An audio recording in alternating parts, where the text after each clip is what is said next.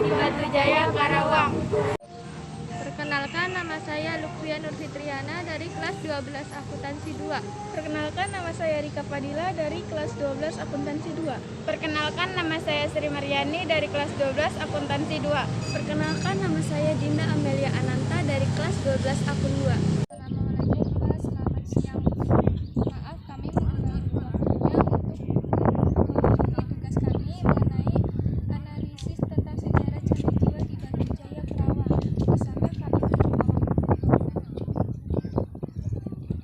Sebelumnya Bapak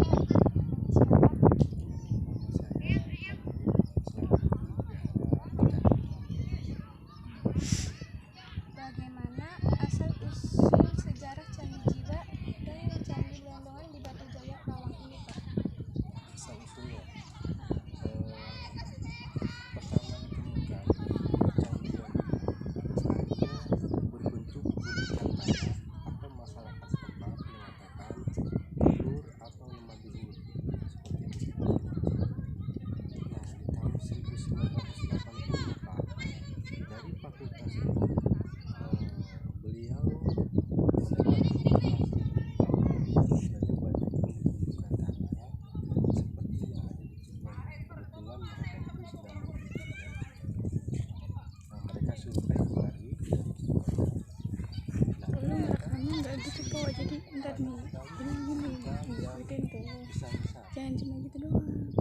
Berdasarkan tahun 1985 pertama kali diekskavasi yaitu Candi Jiwa. Dilihatlah gundukan tanah ini apakah banyak atau tidak. Ternyata setiap gundukan tanah di sini ada indikasi sebuah bangunan. Nah, bangunannya terbuat dari bata merah. Ternyata bangunan ini adalah peninggalan umat Buddha. Nah, terus penelitian itu dari 1985 sampai sekarang ini kawasan ini masih diteliti. Mereka itu sudah mendapatkan 62 titik sebaran situs. Dari 62 ini ada beberapa candi yang sudah terlihat seperti Candi Jiwa, Blandongan itu sudah selesai pemugaran dan penataan, dan juga Serut 1A, 1B, 1D dan Telaga Jaya 8. Nah, itu sedang proses pemugaran. Kenapa candi tersebut dinamakan Candi Jiwa? Nah, kenapa dinamakan kalau candi-candi Candi Damar, terus Serut 1A itu kan? Sebenarnya kita ini tidak menemukan relief atau tulisan bahwa ini mengatakan candi apa. Nah, penamaan di sini itu berdasarkan dari mitos masyarakat, terus juga keadaan tempat. Nah, kalau untuk nama penelitian beda lagi. Nama penelitian kayak Candi Jiwa itu Candi Segaran 1. Kenapa Candi Segaran 1? Karena candi ini awal diteliti ada Segaran 1, Segaran 2, Segaran 3 dan seterusnya. Dan juga Telaga Jaya, Candi Serut. Candi Serut itu sebenarnya Telaga Jaya 1, Telaga Jaya 2, Telaga Jaya 3 dan seterusnya. Nah, itu berdasarkan dari nama tempat. Nah, kenapa disebut nama Candi Jiwa? Ini berdasarkan dari mitos dulu masih berbentuk gundukan tanah itu dimanfaatkan sama warga untuk mengembala kambing. Nah, ketika itu kambingnya ada yang meninggal.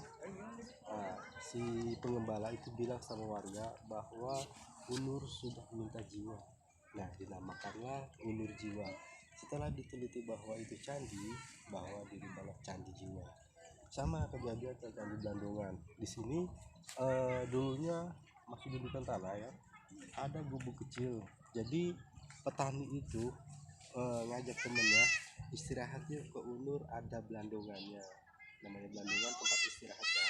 Nah, lama-lama menjadi Candi Blandongan.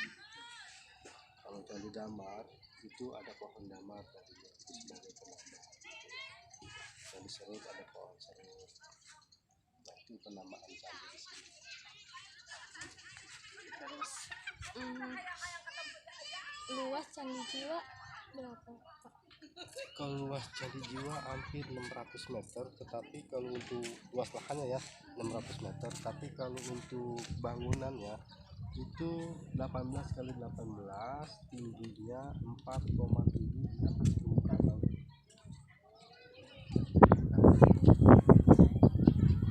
Terus peninggalan candi di sini apa saja? Temuannya Temuannya. itu kita ini menemukan kerangka manusia. Kebetulan kerangka manusia ini di akhir masa prasejarah atau di awal masa sejarah. Jadi kerangka manusia bukan buku yang diketemukan di penggalian. Kalau ini buku yang memang ditulis sama Ikatan Arkeolog. Kalau ini kan apa sih ya, penemuan batu-batu ini secara bersamaan apa satu-satu gitu? Kalau barang-barang yang kita temukan di sini atau artefak yang kita temukan yang kita pamerkan di sini, ini kita dapatkan dari setiap ekskavasi, ada setiap penelitian di sini. Jadi nggak dalam arti ini pada tahun yang sama atau pada waktu yang sama. Jadi nggak satu waktu atau satu tempat. Jadi kita memang untuk penelitian sendiri memang ada waktunya. Jadi nggak selamanya itu 1 tahun itu melakukan ekskavasi, enggak. Jadi hanya beberapa waktu aja. Nah ini semua yang kita kumpulkan, kemudian dipamerkan di sini. Jadi ini hanya sebagian kecil aja yang kita pamerkan, tentunya sih banyak. Ini kan sebenarnya oleh masyarakat sekitar sini apa yang meneliti? Ada yang dari masyarakat yang dihibahkan ke Pusat Penelitian Arkeologi Nasional. Ada juga yang memang didapat dari hasil penelitian oleh arkeologi. Jadi memang kita nggak semuanya didapat dari lokasi di sini. Seperti misalkan gerabah-gerabah seperti ini. Ini ada yang didapat dari masyarakat. Ini ada yang dari daerah Bolang, ada yang dari daerah Rengas Dengklok, ada yang dari daerah Buni. Kalau yang didapat di sini pun sama seperti ini bentuknya. Tetapi kondisinya rata-rata 90% itu pecah. Jadi nggak semuanya yang didapatkan dari hasil penelitian. Berarti ini mas batu kayak candinya itu beda sama kayak candi di daerah Jawa gitu ya? Betul, karena kalau di kawasan Percandaan Batu Jaya itu material dalam pembuatan candinya itu terbuat dari bata merah atau apa karena dia yang dibakar. Sedangkan kalau di Jawa sana biasanya pakai batuan andesit atau batu gunung. Tetapi di kita juga di sini menemukan batuan andesit seperti di Jawa, tetapi hanya pada tangan naik Candi Gelantungan. Ini kalau Borobudur kan banyak dari batuan andesit seperti ini. Nah mungkin dulunya karena kita di sini memang ini dari cek karbonnya menunjukkan ke abad kelima ya dalam pembuatan. Kita dalam zaman itu zaman abad kelima, zaman Kerajaan Tarumanegara. Kemudian kita di sini juga posisinya itu adalah di daerah pantai, di daerah pinggir di pantai, daerah pesisir. Jadi untuk mendapatkan batuan andesit seperti ini mungkin agak sulit. Ini bata motif kunci. Bata motif kunci, bata bulat pipilih. Di sini dulu yang ada di bagian untuk motif seperti ini adalah bata-bata yang dulunya ada di bagian struktur bata yang memang dulunya di bagian atas candi. Karena yang tadi ada lihat itu di sana, itu candinya itu bagian atasnya sudah nggak ketemu lagi bentuknya, jadi sudah hancur. Jadi yang tersisa itu hanya bagian kaki sama badannya aja. Nah untuk yang motif-motif seperti ini tadi tidak dilihat di sana karena memang ini salah satu atau bagian-bagian dari candi yang memang sudah hancur. Dan untuk penyusunannya kembali ini agak sulit karena kita tidak mengetahui bentuk candinya yang asli. Nah, dalam teknologinya di sini kenapa ada batu motif kunci? Di sini kita dalam teknologi untuk perekatannya bagian dalam dari candi itu tidak mempergunakan semen zaman dulu atau mempergunakan putih telur seperti di Jawa Tengah sana. Tapi di sini mempergunakan teknologi itu gosok spesifik.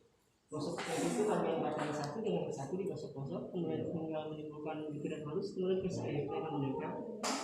Nah, kemudian yang keduanya ada istilahnya bata kunci.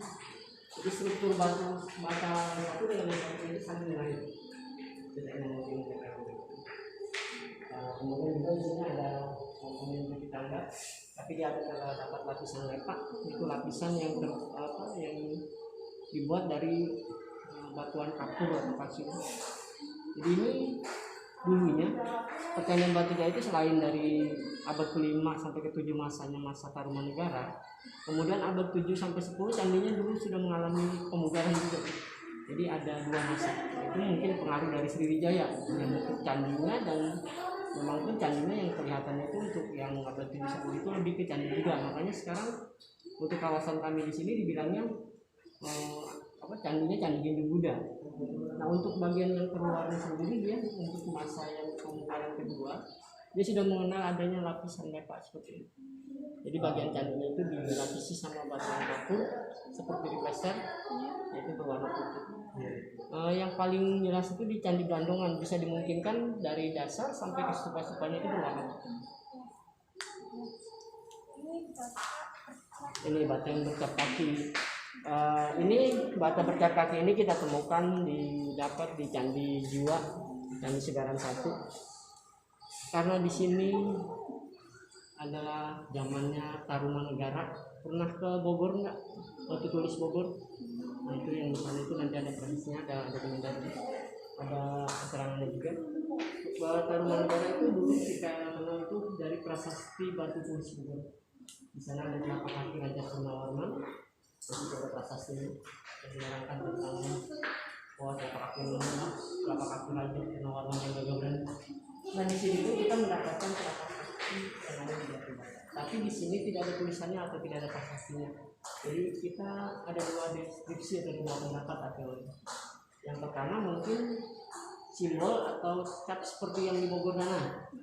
Ada deskripsi yang kedua, karena ini terbuat dari batu bata atau tanah liat yang dibakar, bisa dimungkinkan ini dulu pada waktu pembuatan batu batanya ketika masih basah, karena tukang pembuat batu batanya tidak sengaja nginjak. Saya kan mendengar bahwa di candi ini merupakan candi tertua daripada candi Borobudur. Betul.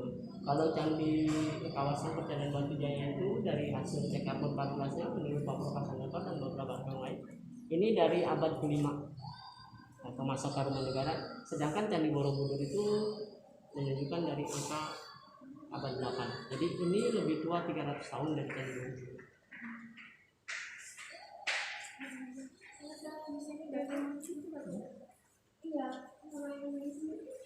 Nah, kalau ini adalah zaman megalitik, jadi sudah mulai ada logam, masa perundungan.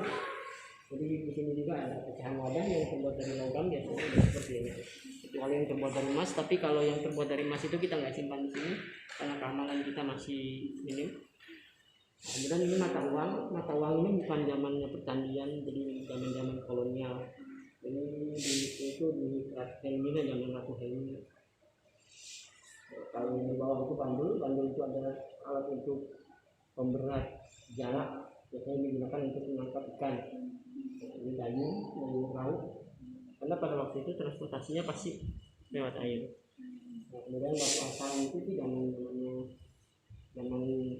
megalitik, jadi dia mempergunakan alatnya selain dari logam itu dia pakai batu yang ditajamkan untuk alat-alat rumah tangga.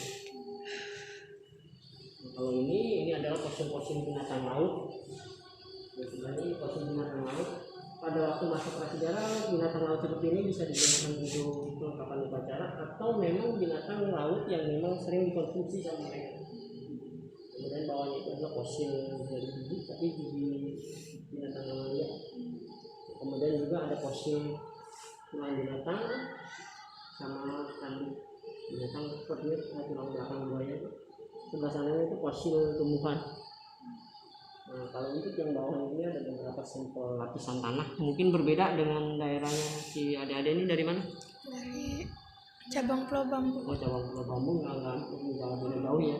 Jadi lapisan tanahnya itu bagian atasnya itu agak kehitaman gitu. Nah, kemudian agak coklat, terus abu-abuan, baru pasir. Jadi lapisan tanahnya yang merupakan lapisan aluvial yang biasanya dibawa dari endapan banjir. Ini latar sejarahnya yang memang dulu menerangkan tentang kerajaan Tarumanegara. Tetapi dulu sebelum diketemukan percandaan di sini. Kenapa ada kerajaan Tarumanegara, kerajaan yang besar di daerah Jawa Barat? Ini ada prasastinya yang menerangkan tentang keberadaannya, tapi kenapa tidak ada percandiannya? Dan dengan diketemukannya percandian di sini, ini diduga kuat inilah zaman percandian zaman kerajaan Tarumanegara. Terus kalau yang ini gimana Pak? Kalau yang ini itu adalah motif tablet ini temuan dari Candi Bandongan, bukan dari Candi Bandongan. Motif tablet ini biasanya digunakan sebagai alat sebagai pelepas najar. Jadi kalau dibilang boleh ada yang juga yang bilang ini adalah jimat. Jadi ini menggambarkan dewa Siwa sedang membicarakan tentang keduniaan. Jadi mungkin kalau mereka beribadah kemudian meminta yang pencipta untuk masalah keduniaan, apabila terkabul mereka melempar. Nah kalau yang atas ini hanya bagian dari kaki arca. Fragmen tahu kan? Fragmen itu pecahan. Kaki itu bagian kaki, arca itu patung. Jadi ini hanya bagian kaki dari patung, jadi bagian badan ke atasnya sudah hancur. Udah nggak mau bilang bukan hancur, jadi nggak ditemukan. Iya. Nah ini juga arca kepala ini diketemukannya bukan di Candi Belandongan atau di Candi Serut, di Candi Jiwa atau Candi Belandongan, tapi di Candi Serut. Ini lokasinya di sebelah barat sana dari Candi Belandongan. Ini merupakan relief dari candi. Jadi dulunya ini hiasan-hiasan pada dinding candi biasanya. Seperti di Borobudur kan yang pernah dulu banyak lukisan lukisan atau patung-patung. Nah ini diketemukan di sana di Candi Serut.